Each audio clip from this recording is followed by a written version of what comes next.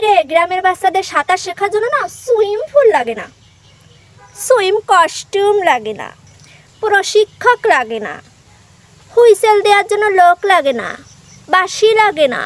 কি লাগে জানেন? দাঁড়ান দেখাচ্ছি কি লাগে। এই যে এইরকম বড় একখান পুকুর লাগে, তাহলে এই বাচ্চারা সাঁতার শেখে।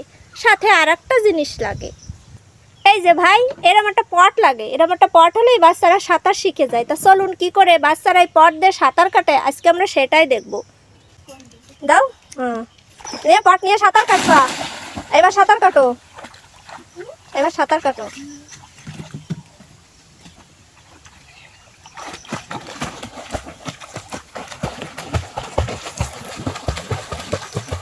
মেলাদুর যেও না, মেলাদুর যেও না।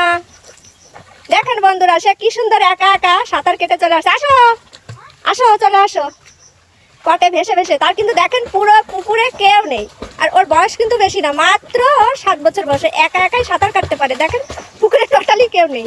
এই যে কি সুন্দর সাঁতার কেটে কত দূরের থেকে চলে আসলো, দেখতে পেলেন? হ্যাঁ এই যে গুড বয়।